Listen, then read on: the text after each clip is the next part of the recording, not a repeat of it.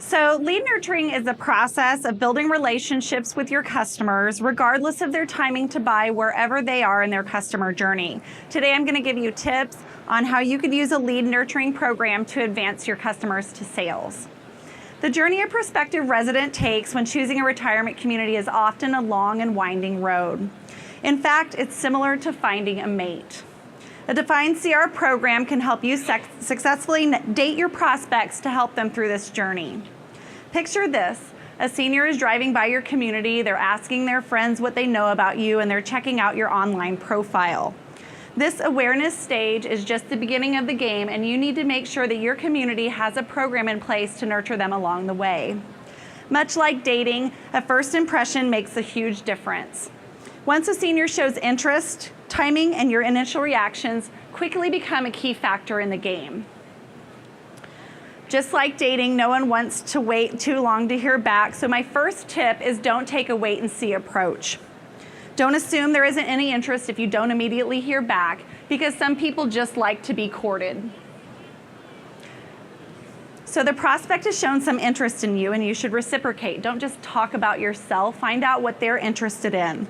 And don't ask for too much of a commitment too soon. Instead, develop a relationship and exchange meaningful communication with one another.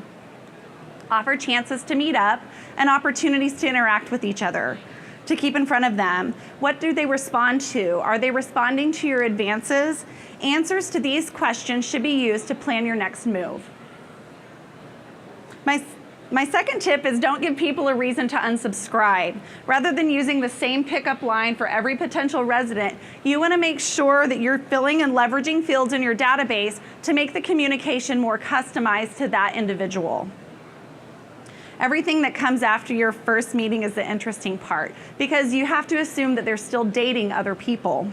And you want to highlight what makes you unique or different from your competition, and what makes you better. And then you're also going to be finding things that make you fit well together.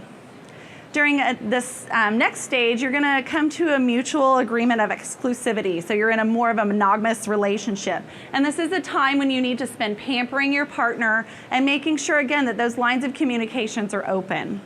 And even when you think the deal is sealed, you need to further your lead nurturing sequence. This can include a mix of automated emails, automated messages, personal phone calls to keep in front of your prospective resident, even when you think that relationship is already really strong. And you know that your relationship is often influenced by multiple people. They're asking for other people's opinions to make sure that they're making the right decision. So you need to have tools in place for adult children and professional influencers to show that you're meeting them along the way. So then the time comes when you ask for the sale. You have the contract ready to present and give it a go, and they say yes. The check is in hand, but you're both excited and eager and anxious for the next step. So again, you need to be with them. My fourth tip is to make sure that your offers don't have a dead end. Along the way, you should ask them to take the next step. Just like dating, if you don't continue asking for the next date, you're never going to get anywhere. So the contracts are signed and everything is in order, but steps need to be taken to make sure that prospective resident doesn't get cold feet. This can be an overwhelming time, and again, it's important to keep the lines of communication really open. And then moving in can also be an exciting but stressful time. Packing and downsizing and picking out selections is another time that the value of your relationship is important. So you're going to be offering them tips, assistance, tools, and so these tools are going to pay you back tenfold. So a strategic CRM program goes well beyond the close of the sale. Keeping your new residents engaged, excited, and happy will turn that resident into a community ambassador, hopefully well past your first anniversary together. Then you want to capitalize on this honeymoon period, leveraging those ambassadors through testimonials, using those testimonials to fill your email programs, your website, your marketing materials, and again, leveraging that content so you can help build a family. And we all know that referrals are often the cheapest and easiest sales to close. So in order to build your family before you guys settle into that homebody period together, ask them for referrals. And again, track and measure your referrals to make sure they're working along the way.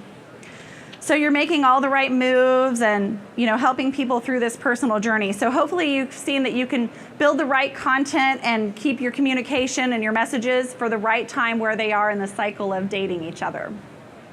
Thank you.